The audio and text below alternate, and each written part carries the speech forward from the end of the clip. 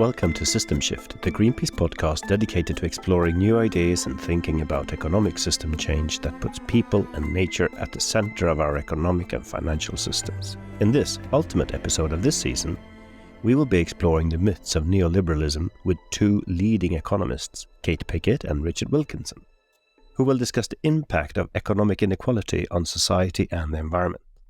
Kate and Richard wrote The Spirit Level, Why More Equal Societies Almost Always Do Better, perhaps one of the most influential and talked about books on society of the last decade.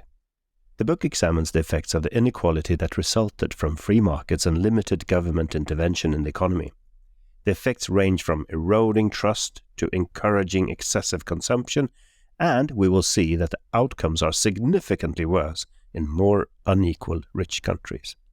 Kate is a professor of epidemiology at the Department of Health Sciences at the University of York, while Richard is Professor Emeritus of Social Epidemiology at the University of Nottingham Medical School, Honorary Professor at UCL, and a Visiting Professor at the University of York. Kate and Richard will be explaining the psychological and social corrosive effects of inequality and the ways in which it affects our physical health, relationships, and emotions. They argue that inequality damages health and well-being primarily through chronic stress, which ages the body's physiological systems faster, also seen in higher rates of bullying, homicide, poorer health outcomes, including lower life expectancy. We will explore new economic thinking and how reducing inequality will help us to move towards a better society for the planet and for people, and how this can help in tackling environmental crisis. We will look at a range of innovative shifts, such as promoting well-being, basic income pilots, and a 4-day working week, with the latest research suggesting we can have a sustainable economy that provides a decent standard of living for everyone, provided they are circular and regenerative rather than growth-focused. So let's start this episode. A warm welcome to you, Kate and Richard. Thank you. Thank you for having us. So, inequality.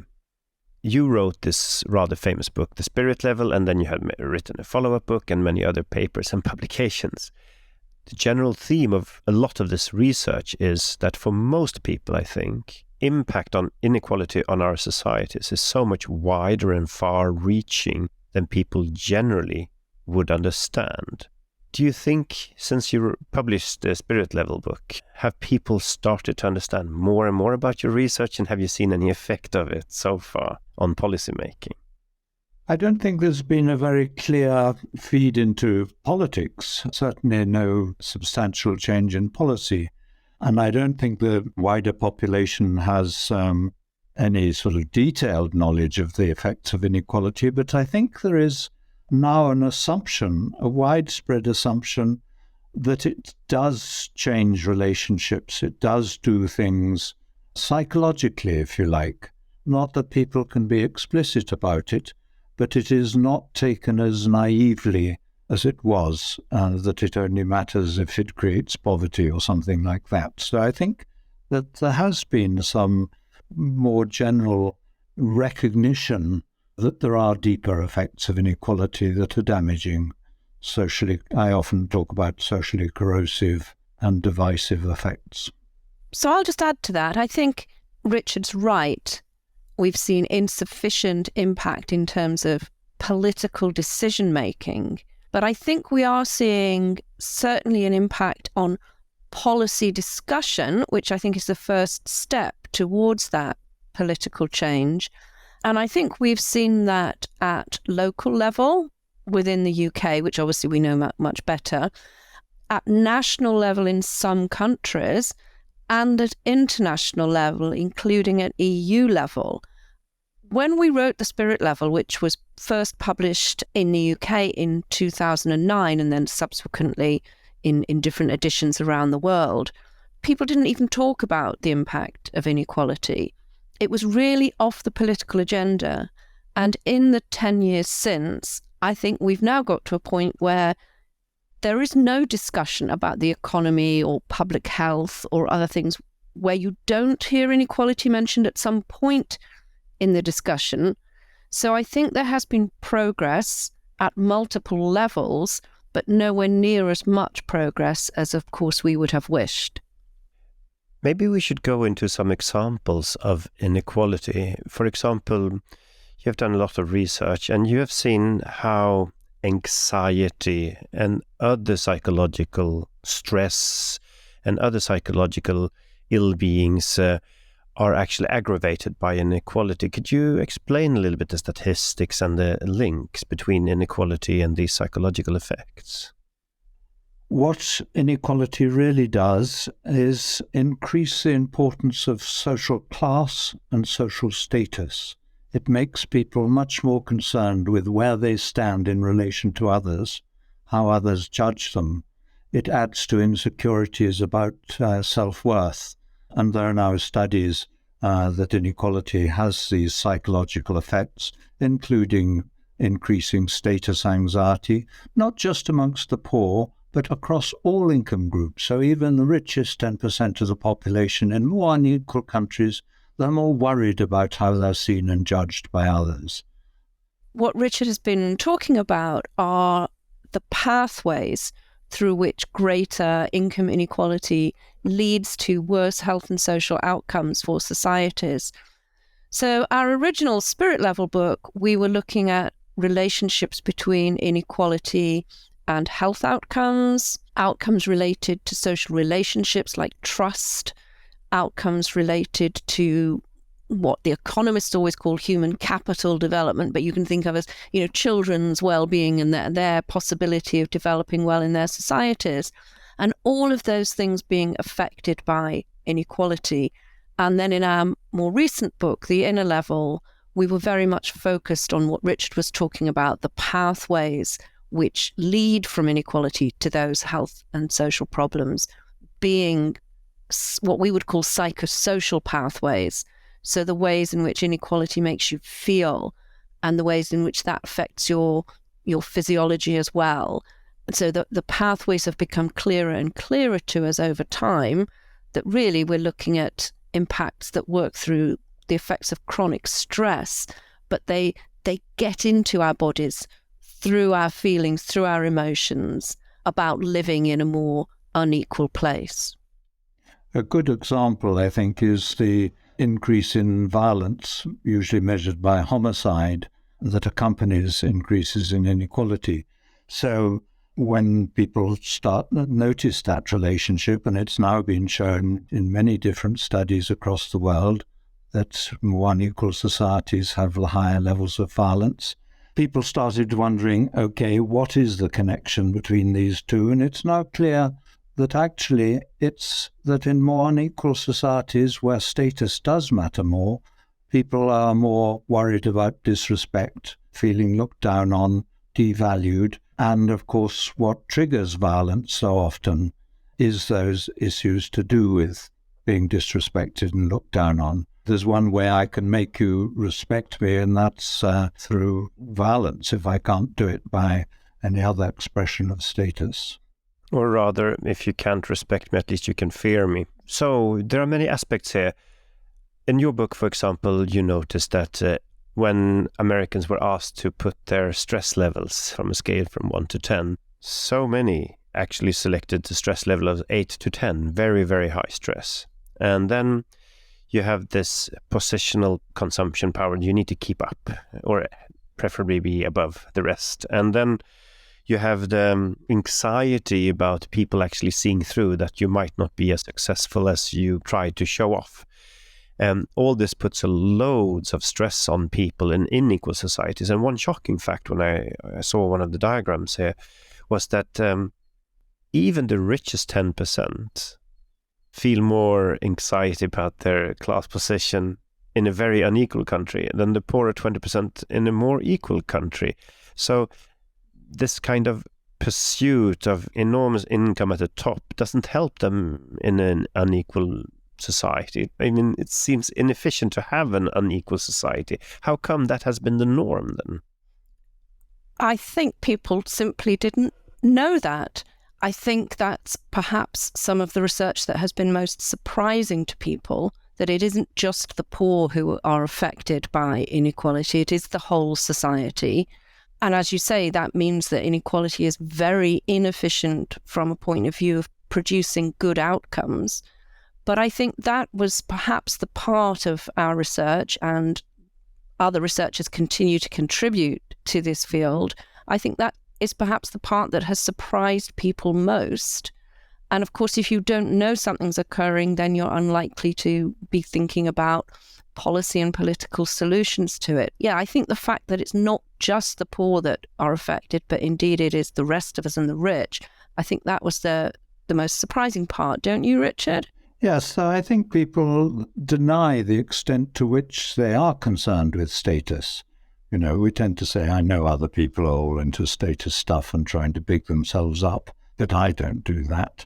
And actually, it goes very deeply into psychology and the insecurities about it. I think often people conceive of those as if it was a personal weakness, that I don't feel quite confident and at ease with others. I'm trying to put on good appearance and so on. And so there's a sort of denial of the importance of status competition. And of course, it becomes an even bigger problem in more unequal societies. And when we use the word status, maybe to make people self-identify more with it, maybe it's like it has different levels. Of course, normally, if you have some guests, you'll try to clean your house for a certain time before they come. And you think about how you dress a little bit. For example, before this interview today, my partner told me that, Carl, you put your sweater inside out. And I didn't really notice. But of course, I changed it when she told me. So it's kind of a micro level that is harmless. But then when it affects our life, when we buy things we can't afford, when we are constantly thinking about how we are perceived by other people, it turns into negative emotions and anxiety. Is that how I should understand it? Yes, but I think one of the most obvious effects and one of the most relevant to environmental issues is that one of the ways we try and big ourselves up and show our status, present ourselves positively to others, is through consumption. And there are research papers which show that if you live in a more unequal society, you spend more on status goods, spend more on a posh-looking car, all that kind of thing. It's both people at the top and the bottom. So many people have an unnecessarily good car, even if they find it difficult to afford. I remember a Guardian journalist who interviewed some very rich bankers, and she said to them, "Why on earth do you need all this money? You can't possibly spend it." And the banker said, "Yes, but it shows me I'm better than the next man." There's another word, I think, which hasn't come up yet, which is shame. So, you know, we've been talking about the striving for greater status and the need to sort of try and keep up and all of the pressures that are created around striving for superiority in a more unequal society. And of course, the other consequence of that is that if you fail to be successful in those kinds of societies, the shame that is attached to that is really heightened. It's always shaming across the world in society after society. Researchers have found that there is shame related to being poor in your society. You know, people feel that they have failed themselves, they have failed their families. And this happens at wildly different levels of material success across the world. But inequality makes that kind of shame more salient, and it makes more people suffer from it. So that's a really important concept for us to be addressing here, I think. And in that context, the cost of living crisis that is affecting so many people across Europe currently isn't only a crisis of lack of material resources. You know, the price is going up for energy, fuel and food, and, you know, the fact that you've got less money to buy more things or can't afford things. It is equally a crisis of the psychological consequences of that, the feelings of shame and anxiety, and of being unsuccessful in an otherwise successful society. So the cost of living crisis just heightening the impact of inequality even further, and doing it in psychological terms as well as material ones. And the effect of this is also then that you tend to get more focus on material things. I mean, we are now talking at the general outset here is we are talking about societies where the consumption primarily is not anymore vital to your survival, like getting food and shelter, but we're talking about people living with access to food and so on. So that's the basic assumption for this discussion, I would say. But anyway, our societies in Europe now, we could easily feed everybody, we could easily shelter everybody living in Europe today without any problem if we had the right distribution and pre-distribution of things. But when these feelings of shame come, that also prevent us, because then if you don't want to feel ashamed, so you try to alleviate that. But then in an unequal society, you tend then to be normally more focused on material things or income and spending rather than other ways of getting appreciation from your peers. Like maybe you could be a voluntary karate teacher or a dancer helping children to learn how to dance or whatever.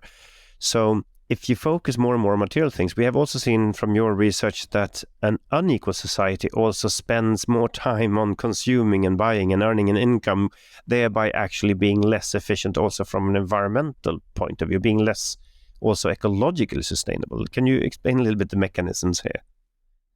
Well, I think we sometimes say that inequality makes money more important because of this status competition, but it also explains a very important issue to do with the fact that we are happier, our well-being increases if we earn more than other people in our society. But if you look at the whole society in the rich world, as rich countries get richer, their happiness and well-being does not increase. So it works for individuals, but it doesn't work for the whole society. And that's a really important dilemma. And of course, what it means is that it's relative position and income that matters. And of course, we can't all improve our status in relation to others in our society.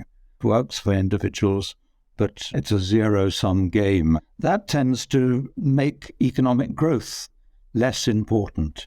It doesn't actually improve well-being, measures of happiness, life satisfaction, and actually there are now no longer relationships between improvements in life expectancy and economic growth. You don't see a very clear correlation, like the US has surprisingly low life expectancy despite having a very high income.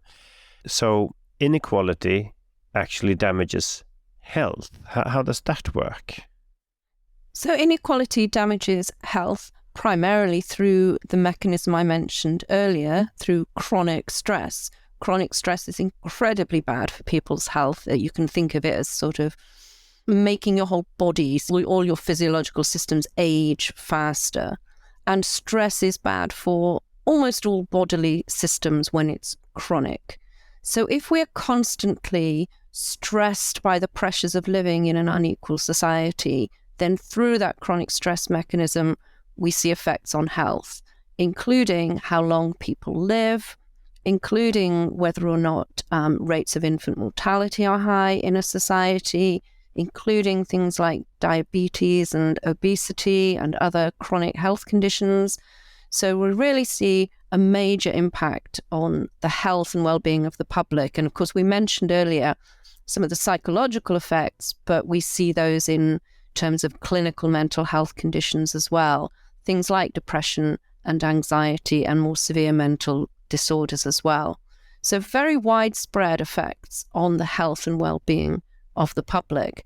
And if inequality is damaging the health and well-being of the public, and increases in GDP are no longer in rich countries increasing the health and well-being of the public, then clearly we need to focus not on more economic growth, but on reducing inequality. Yeah, we can see that clearly.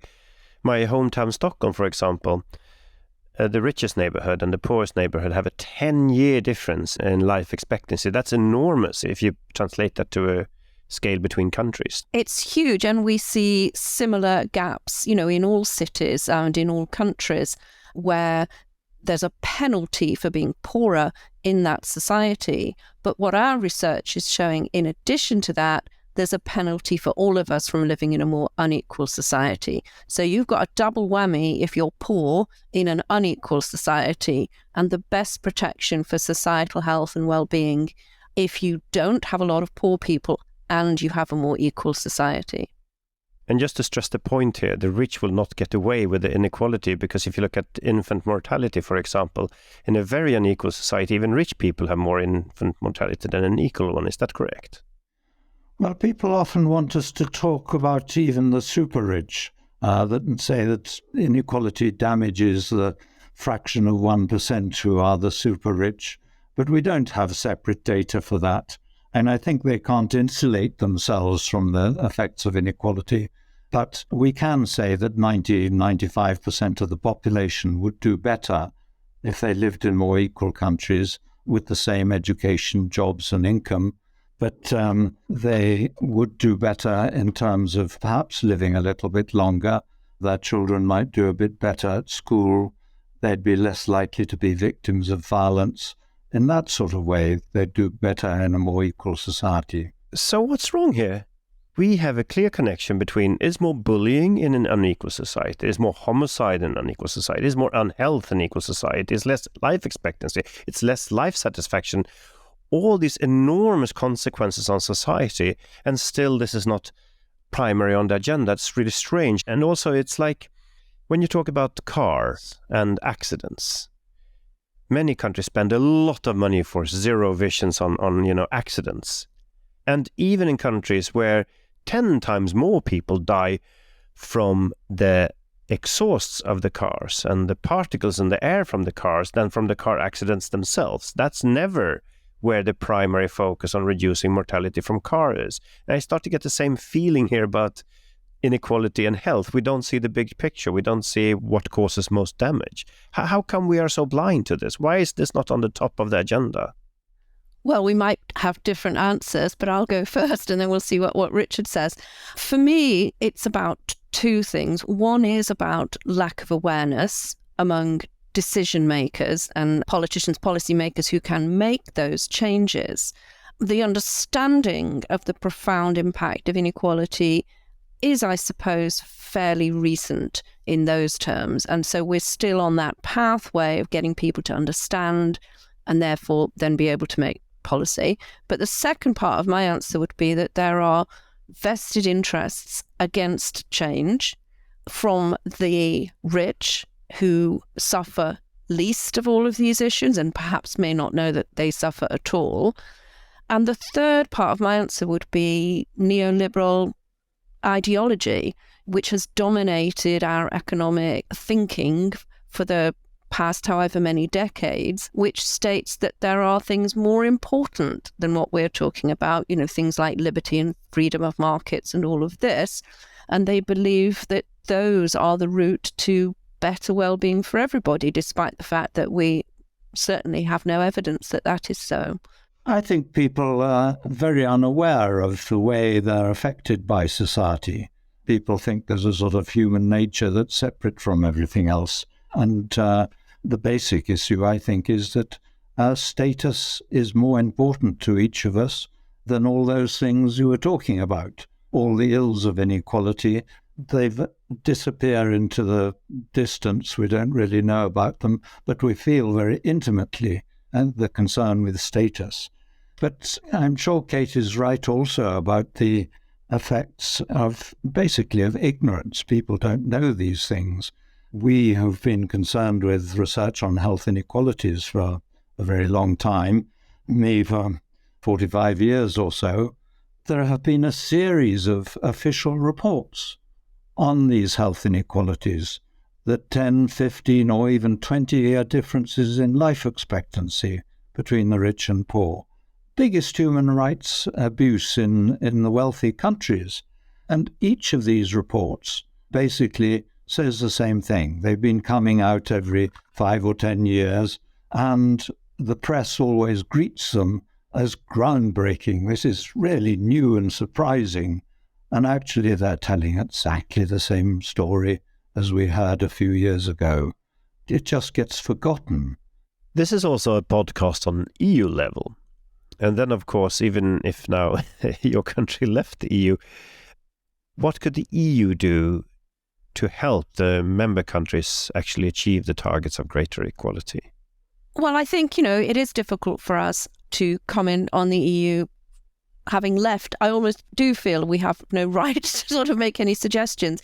But I suppose, looking from the outside, what is encouraging to me is the European Pillar of Social Rights Action Plan, as at least providing a shift towards some recognition of a need for progress in some of the areas we've been talking about. And obviously, mostly what can be achieved there is the EU encouraging nation states to have action plans and goals and targets rather than themselves having the instruments to achieve change. But I have been encouraged by, the targets that are set for 2030 there around poverty reduction and training and skills and around employment. I think those will make a difference. I think the two most important things for international action, which the EU is so well placed to pursue, but all rich countries need to be involved in, is proper financing of the loss and damage fund, helping poorer countries make the transition to sustainability. And of course, it's the rich countries that have created most of this problem, and it's the poor countries that are going to suffer most of the consequences in terms of loss of agricultural production and heat and floods and so on. But the other big problem that needs international action, of course, is dealing with tax havens, and that must be pursued more strongly. So I put those two top of my list. And then maybe also to avoid national tax competition, maybe some kind of basic rules on wealth taxes and so on. That would be helpful, yes. And I think, in addition to what's happening at EU level, the fact that we have the UN Sustainable Development Goals is an important framework. To the extent to which EU policy can become congruent with those, we'll see positive progress. And I know this is not maybe your field of expertise, but another part of the Greenpeace work here is, of course, a financial and banking reform. It's designed for a different economy. It's designed for different purpose. Eternal growth, debt-based growth, that creates a lot of inequality. So that's also another aspect where the EU should actually act. Yes, absolutely. And it's not our area of expertise, but where it can act there, I think it could be, extremely influential and progressive. And lots of people have shown in research papers how the reduction of financial controls has led to all sorts of problems that we're now suffering from. Yeah, after the millennial financial crisis, when food commodity speculation was deregulated, we could see extreme negative effects, especially on poor countries. Let's do some neoliberal myth-busting then.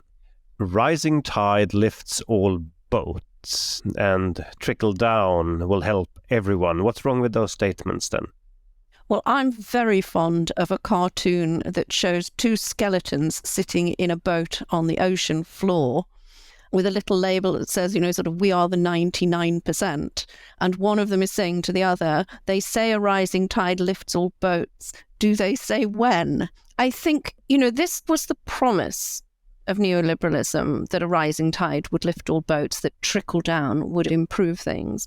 But actually, over the time period since we have had that ideology sort of firmly in place and dominating economic thinking in Western developed countries, we have seen either a stagnation or a deterioration of economic outcomes for people, and a deterioration or stagnation of health and social outcomes as well. So things have either not got better for most people or they've got worse. And I think the evidence around that is overwhelming.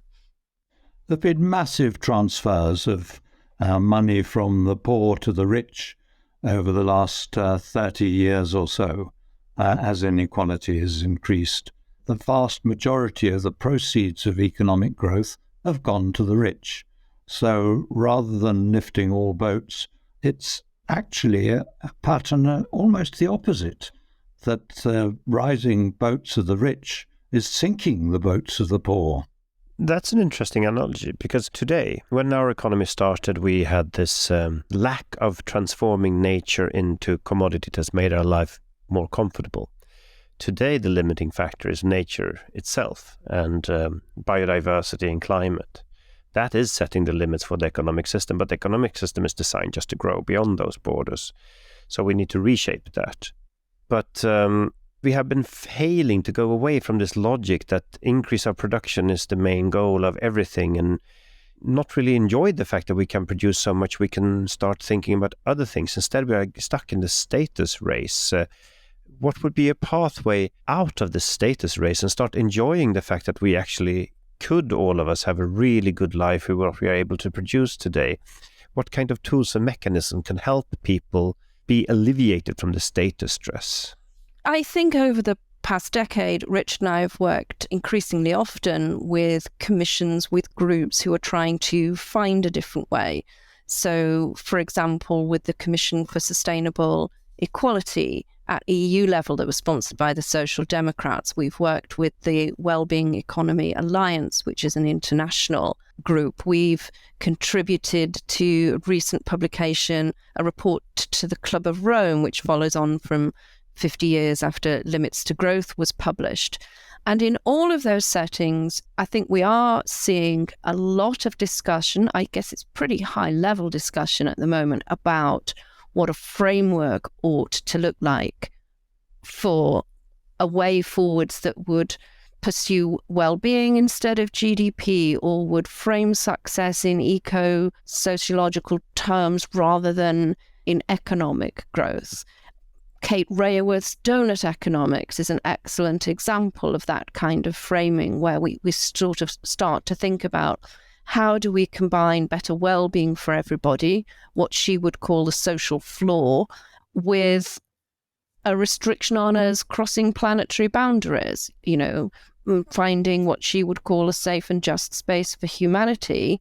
That's not the only framework, but I think there's a lot of thinking going on across the world. You could characterize it as a movement of new economic thinking, actually, that stands in opposition to neoliberalism and conventional economic thinking. And in those settings, inequality is always at the heart of them. It's a really important part of how those framings can think about moving towards a better society for the planet and for people, that redistribution and predistribution have a role to play there. But I think this is not going to happen. We're not going to have a reduction in inequalities just because academics and people say it's important. We have to have people on the streets. There have to be huge demonstrations. There has to be an enduring movement, 10 years or so of enormous public pressure. In the 1930s, when the huge inequalities started to come down, President Roosevelt in the United States said, we must reform in order to preserve. What he meant was he felt the system was under threat because of the huge inequalities, the increasing importance of the labor movement and so on. And he was trying to sell the idea of redistributing income to the rich by saying, look, you've got to do this, otherwise the whole system might be under threat. I think the rich have to feel threatened. I think we should add, Richard, that we've often written about the fact that the public can view, and those who make policy as well, can often view what needs to happen to address the climate crisis, the biodiversity crisis, and other environmental crises. What needs to happen is going to mean a reduction in quality of life for everybody. It certainly might mean a reduction in what we think of as material standards of living in some ways. But what our research shows is that there is a benefit to some of the things that need to be done to tackle those crises. If we need to reduce consumption, then we need to reduce inequality to reduce status consumption. And then if we've reduced inequality, then there are benefits for everybody. So rather than seeing the necessary changes that have to happen to tackle those environmental crises as worrying, we should be seeing them as opportunities to create a society with a more perhaps family and individual focused, sense of creating well-being, a focus on children, a focus on social connections. There's so much that we could benefit from if we tackle the inequality as we need to do to tackle the climate crisis. So many benefits in terms of social well-being, health, etc. Another neoliberal myth is, oh, but you need to pay more to the people in the top so more people would feel inspiration to do more stuff. What do you say about that myth? Well, it's of course a myth that the CEOs and bankers at the top are very keen on. They say to get the right people, the rare talent that's needed for these jobs, you have to pay that money. But actually there have been several studies which have compared CEO pay, how much they're getting, with company performance. There was a study which was reported both in the Financial Times and the Wall Street Journal, which showed actually if you take the biggest companies, the biggest 400 companies or so, the companies where the CEOs are getting less than average do better than the companies where the CEOs are getting more than average. There have been other studies that show absolutely no relationship between CEO pay and performance. But there are also studies which suggest that big pay differences within a company are damaging. But also, I think I read in your book too that if income inequality is too high, many people give up without trying, that it's not even working, this thing, to make people incentivized. Well, that's absolutely right. I mean, we see lower levels of social mobility in more unequal societies. I think that's not because people give up so much as the barriers, the class structure and so on, the class prejudices, what I often call the downward prejudices, thinking people below you are stupid and incapable and so on. Those prejudices increase, and so the barriers to social mobility increase. But as Kate says, there are now good studies showing that instead of making the country more fluid, income inequality makes it more rigid. So you see, I made the same mistake. I put the blame on the individual when we see the system. Thanks for correcting that. It wastes talent. Yes, absolutely. Another thing is that neoliberals often talk about the freedom of choice, like choose the school and your children will have better, choose your pension fund and you'll have better pension, choose whatever society goods. And then they combine this with actually a reduction of the financing of the service, but then by doing so they put the blame on the individual. So this kind of illusion of choice, does inequality increase choice or not? I think inequality decreases certain kinds of choice. It's taking away some of your freedom to live in a healthy society, some of your freedom to live in a social society, some of your freedom to have greater well-being. And I think the myth that people need choice, I think we really need to challenge that. I don't think most people want, when choosing a school, to have to sift through all the local schools and figure out which is good and which is not, and then compete to get their child into it. They would just like the school near them to be a good school. So we really need a sort of more equal distribution of good services so that people's choices are unnecessary. There'll be something good near you, and the same would apply for hospitals and all sorts of other kinds of services and provision. So, I think this idea of people wanting freedom to make choices is really overblown. What mostly we want is to have access to good services and other resources close to us. And a lot of the data we show in our book actually shows how inequality leads to a decline in choice. For instance, children tend to do less well at school, so fewer have the opportunities that they might have had. The lower social mobility means that those more unequal societies are further from equal opportunities for children. More people get involved with drugs, many more people in prison. So in all sorts of ways, and mental illness, of course, increases. So you're seeing a widespread damage to society, which is the opposite of freedom. For freedom, you've got to have an increase in well-being and happiness and confidence, and you get the opposite. And of course, that damage also undermines the other neoliberal myth, which is that you've got to have some inequality to drive competition, to drive innovation. But of course, if you're wasting vast amounts of your human talent because of the damage caused by inequality, then you're not going to be able to grow innovation in a way you might have been if that talent had been encouraged to flourish to the best of its ability. And that's why we actually see what you might think of as measures of innovation. Typically what's used is something like the number of patents granted per head of population. Those are lower in more unequal countries. Well, with the current situation, when people are so stressed to consume things, to climb on the status ladder, any mentioning of reduced consumption will scare people because they will feel, oh, I personally will then go down this ladder.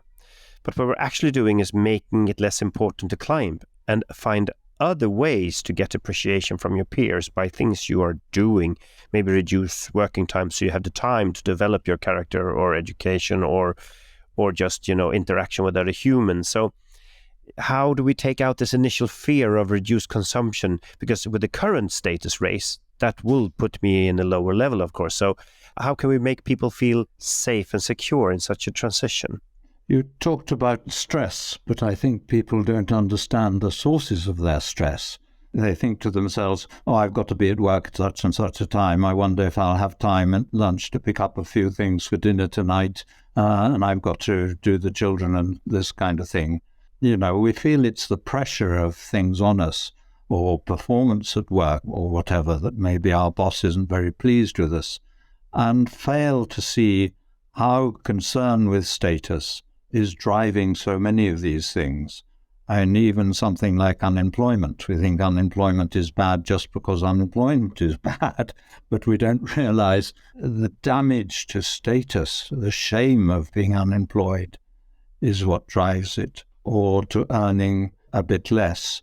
We lose status and we don't realize it. We think money is good in itself. So it's not understanding these processes that give rise to stress and link it with inequality. But you're right that we have a job to do around public education, around these issues. I mean, I think there are exciting and innovating shifts in various places. There are places in Europe that are trying 4-day working week.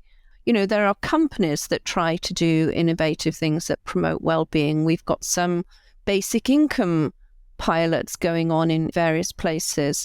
And I think as we get results from those where we start to realize that actually we can have sustainable economies that perhaps are circular and regenerative more than that they're growth focused, that provide a decent standard of living for everybody, but actually also free us all up in ways to have more connections to our communities, time for our family and friends, time to volunteer, as you mentioned earlier, perhaps, or time to learn a new skill or care for a family member. I think as the evidence from some social experiments and some shifts comes along, then I think the public education job gets a bit easier because people will know of someone who's had that experience and felt better. But of course, advertisers are all the time promoting goods in terms of an appeal to status. One cosmetics firm that advertises saying, you just have this because you're worth it. There's really nasty things about appealing to your sense of self-worth and so on.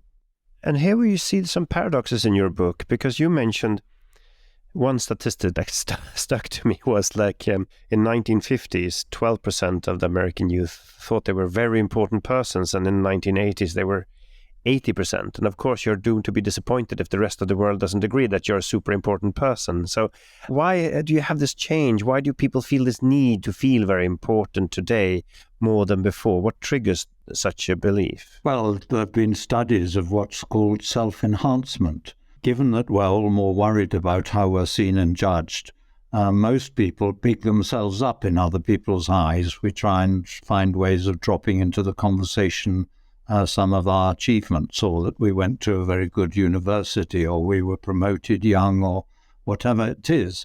But at the same time, there's also the opposite response.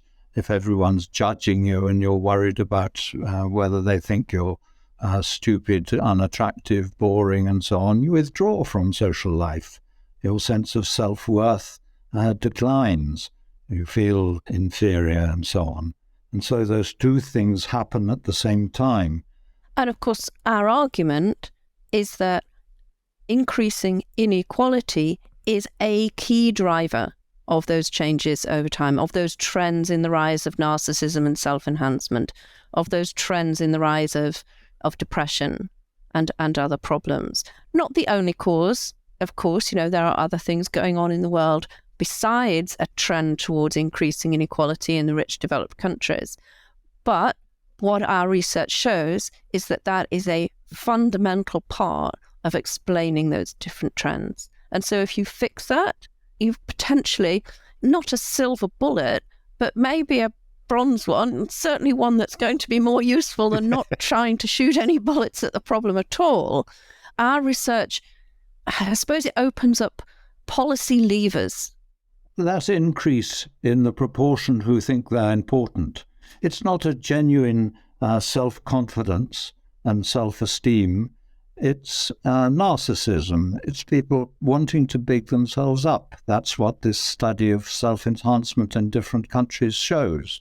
More unequal countries, people big themselves. It's a process of self-advertisement and trying to feel good about yourself, but it's related to, as I say, to narcissism rather than genuine self-confidence and self-esteem. So we have this double whammy effect on people. Our economic system triggers people to become narcissists or get really low self-esteem as a self-defense mechanism against this bad pressure on us.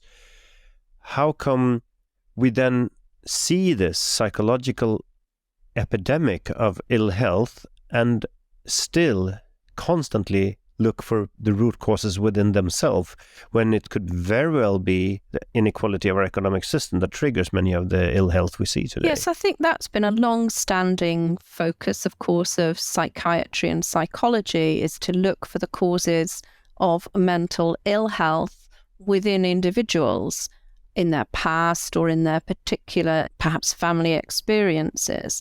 And this shift to more structural understanding of how systems cause problems in mental health and well-being for populations and increase the pressures on the mental health of all the public. That is a quite recent, I think, recognition. And so it means you have to switch from thinking that your talking therapies are what's needed to fix mental health problems in the population to thinking, no, actually, we need to tackle inequality and poverty and job insecurity and housing insecurity and fuel poverty and food poverty. And, the list goes on. Those are the things that we need to do if we want to seriously address this epidemic. I would argue, actually, pretty much a pandemic of mental ill health. In the United States, there's been a decline in life expectancy going on for 10 years, I think. And the cause of this is mainly deaths due to drugs and alcohol and suicide. And they've now been described as deaths of despair. But people don't see that they're related to the fact that the USA is one of the most unequal in the rich developed world. And there's now research in progress showing the link between inequality and those so-called deaths of despair.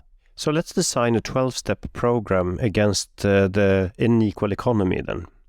So the first step is then to understand that we have a problem, so to speak. I think we have talked a lot about that here today. And then if we continue the steps to get rid of this dependency on inequality for a very limited number of people to feel at the top, what measures would you think? You have mentioned already, maybe a reduction of working time or change of work-life balance. You have mentioned basic income, which is mostly when people talk about basic income, it's an unconditional income that at least gives you access to basic life needs. What other measures have you already seen in research are successful, or do you believe could be successful if you try them?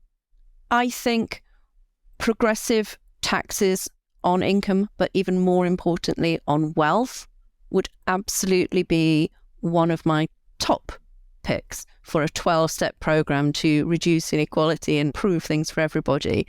And there is, of course, substantial public support for that. There's real annoyance at the scale of tax avoidance and the use of tax havens amongst the super rich. Even within the economy, the big corporations go in for that tax avoidance and often avoid paying any tax, whereas the smaller firms say this is unfair, we can't do it. They have an unfair advantage. And I think there is very substantial public opinion in favour of dealing with those problems.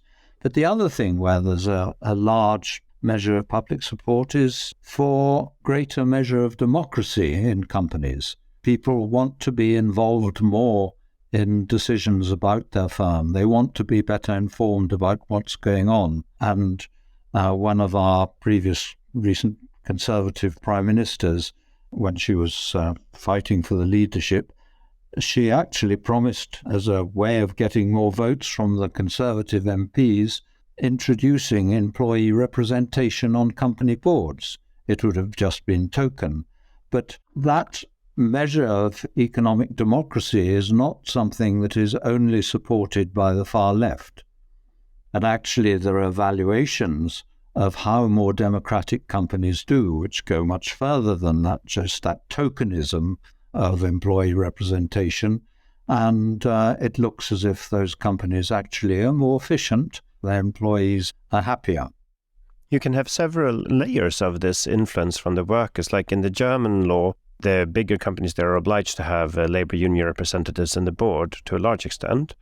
But also in the US, when you talk about feeling and influence, I always found it strange that like democracy, and then 9 o'clock, stop, hierarchy, and then 5 o'clock again, democracy is best. Why do we have this block of our lives where it's not working? It is working.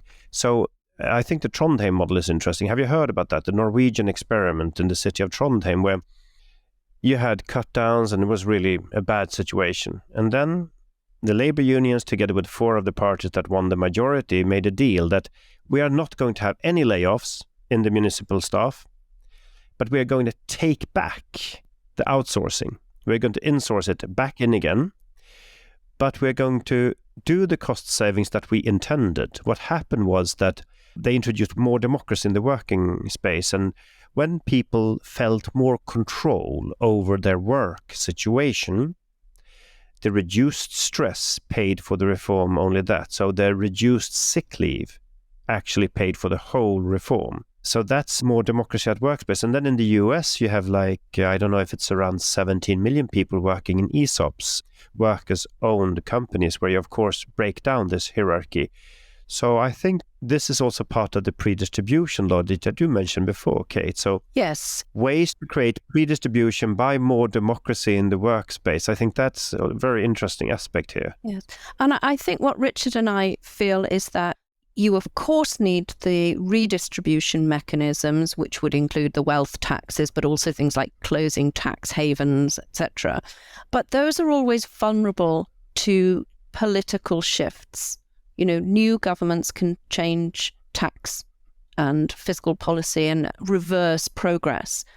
We think that if you increase economic democracy, that's potentially a way of getting progress towards greater equality more deeply embedded into the culture of workplaces, the culture of employment, and the culture of the whole society. And that once you extend rights to people, then I think it becomes harder to remove them than it is to simply switch a tax. And reading Thomas Piketty's most recent book, which takes a very long historical view of inequality across the world, it's clear that the long-term historical trend in reductions in inequality was either driven by or certainly accompanied by the extension of rights to people who had not previously had them, whether that was slaves or women or other groups. So we think that anything that improves economic democracy potentially is going to be a sort of long-lasting change, a more robust or resilient change. And so we would argue for that alongside the changes to tax.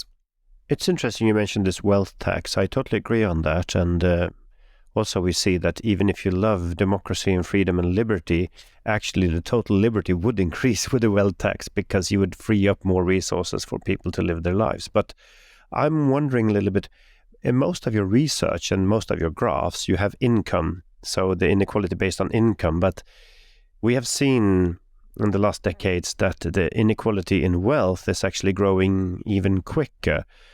Is that because it's more difficult to get data, or why is it so much focus on the income when the wealth is even worse off, so to speak? Can you explain a little bit here? When we were doing our research, there was data, internationally comparable data on wealth inequalities for very few countries, so we didn't have much choice. I have seen a paper or two more recently. Now there are more data on wealth inequalities, which is internationally comparable, and it's quite difficult to make it internationally comparable, that shows a similar picture where wealth inequality is greater, health is worse.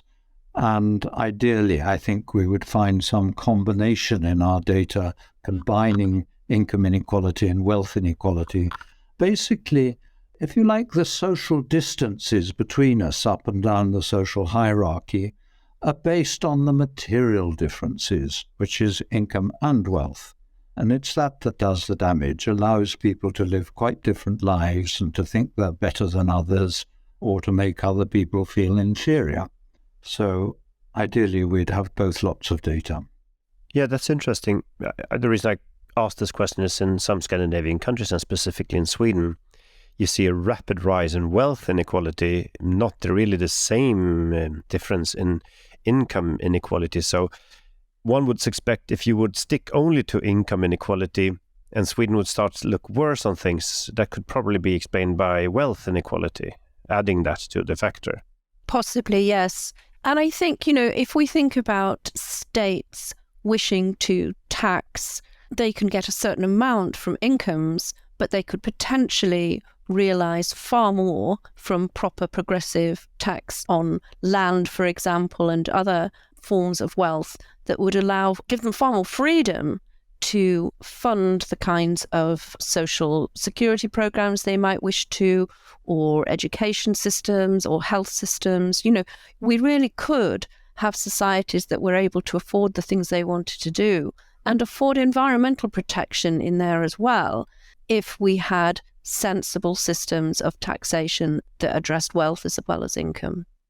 Yeah, the richest 1% use twice the amount of resources as the world's poorest 50%, so there is something to do also there. I was wondering now, if people already are convinced by your discussion with me here today that, okay, we want to deal with inequality, but they are not a politician.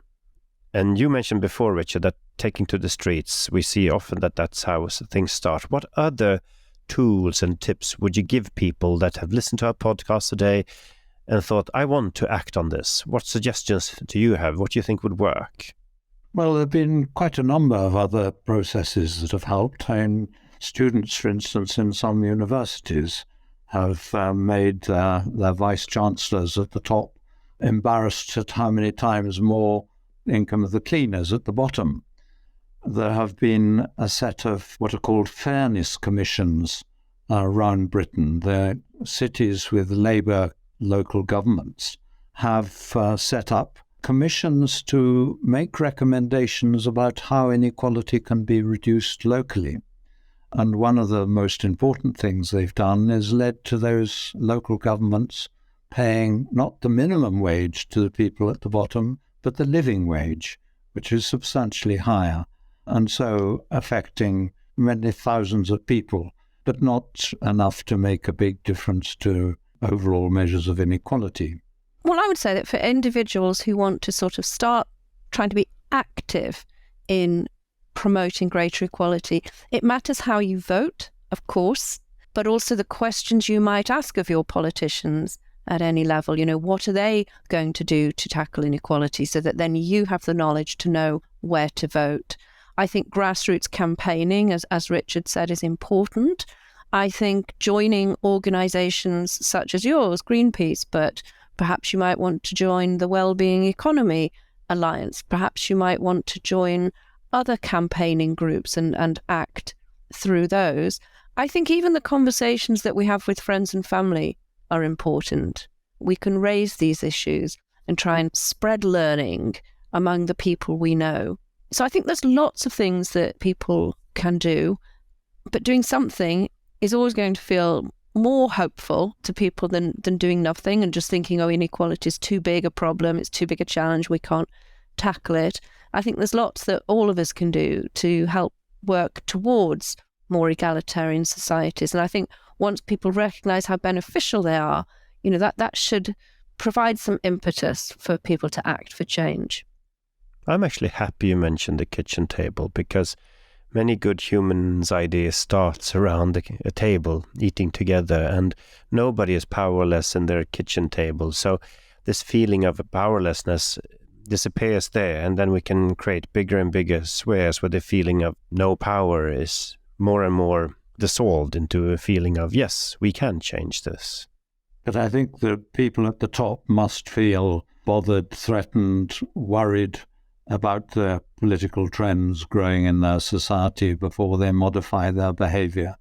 Of course, there were a few CEOs at the top who in the financial crisis 2007 and 8 decided that they would look better if they took less than the pay they were entitled to. And so that was a sort of movement which we need a lot more of, backed by changes in taxation that at the moment the political parties don't dare to make. So it needs greater pressure than we saw in the financial crisis. It needs much greater pressure. I mean, we set up what is now a charity called the Equality Trust, which works within the UK to educate and campaign for greater equality. And they will often produce information for individuals or suggestions of how they might campaign. I think there's a lot out there, that people can find and get engaged with. And I think, yes, people shouldn't feel powerless and shouldn't feel that anything that they do doesn't matter, because I think it does. And we never know when tipping points are going to happen or one person's action is suddenly going to resonate. Who would have thought that a Swedish schoolgirl striking from her school and outside Parliament would end up having the impact and the influence that it did? So we all have to take the actions we can and see where they take us. So thank you for this final eviction notice for politicians not taking inequality seriously. Let's hope they actually see the self-interest of everyone in actually doing this without leaving office, but otherwise they know what's coming probably. Thank you really much for today's discussion. It was a pleasure having you here with us today. Thank you for having us. Thank you, yes. This was actually the last episode of the first season of this podcast, SystemShift. And finally, a great thanks to you, dear listener. So stay tuned, and you might discover that we actually do a second season of this podcast.